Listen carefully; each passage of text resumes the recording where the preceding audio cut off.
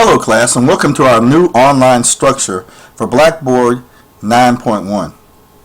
We're going to be talking about some of the different features and functions that we have put together under the Quality Matters standards that will make the class much more active and dynamic.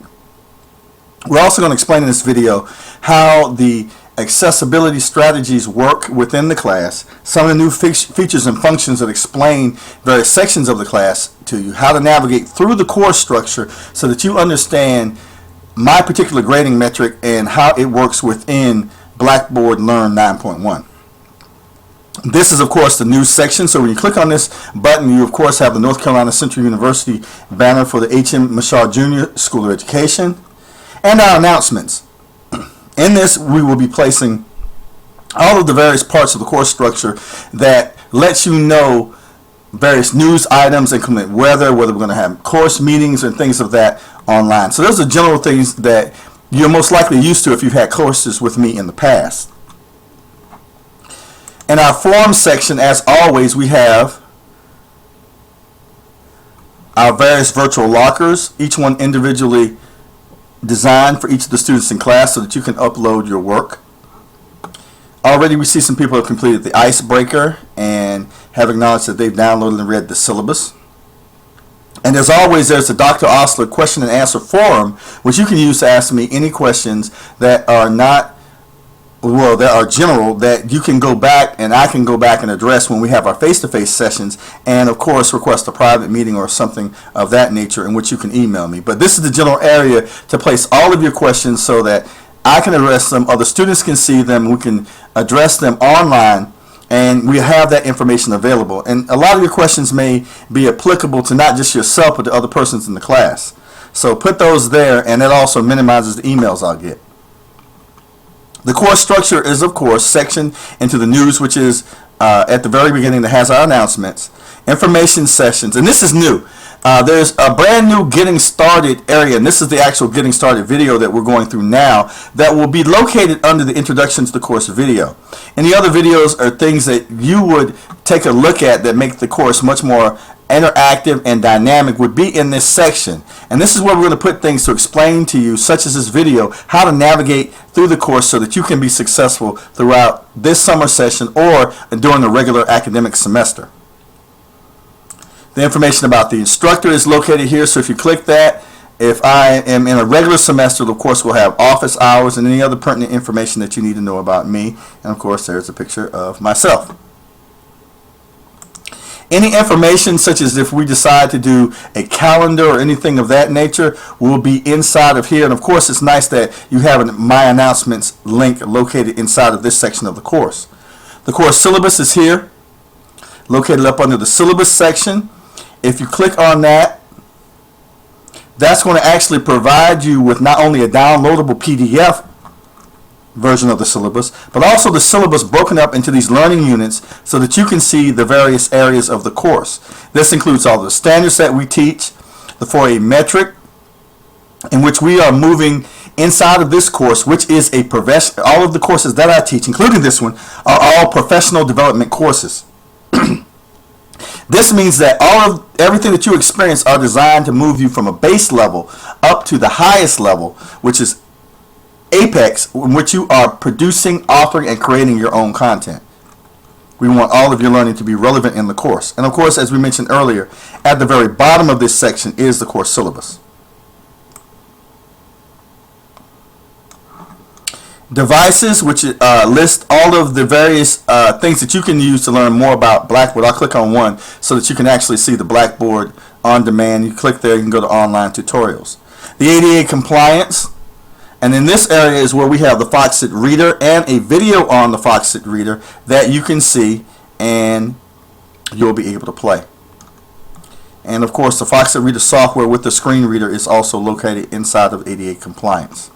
There will be PDFs as well as traditional Word documents, and the PDFs are there so that you can see the Foxit screen reader and use that to read to yourself if you are visually impaired or if you require additional reading. You may be busy doing something else, may not be able to read the syllabus on an assignment. The Foxit screen reader will do that for you.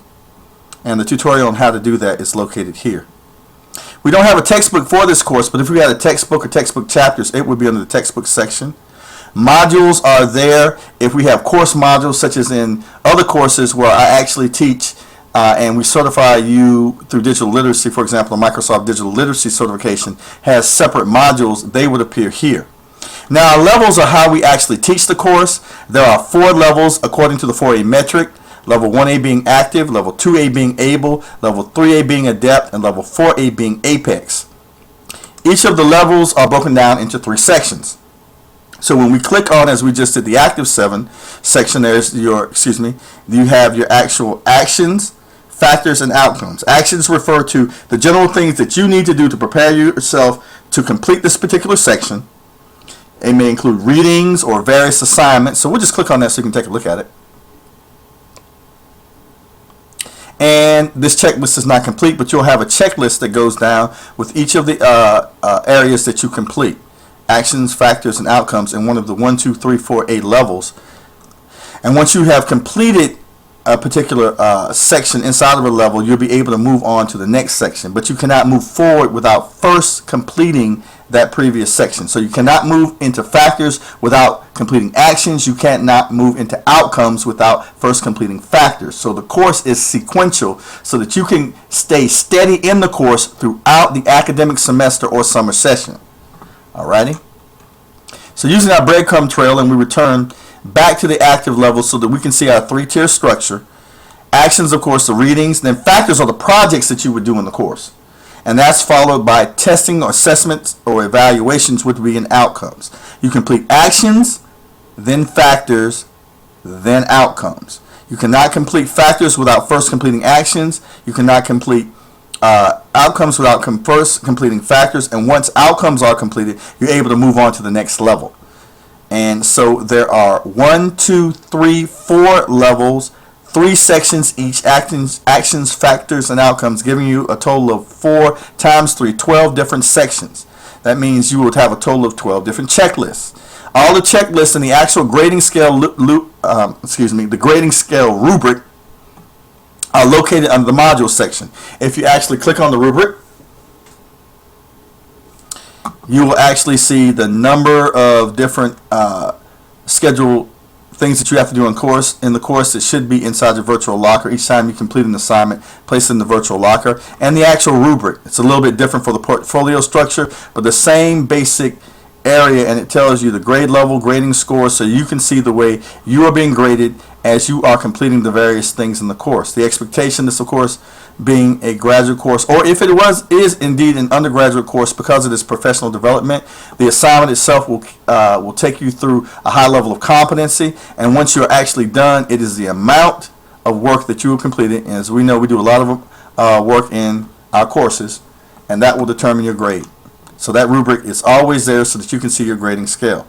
Alright, if we have online sessions, such as the one we have on Thursday, they will be located in Blackboard Collaborate, but we also have an online recording sessions that will have the playback sessions inside of them.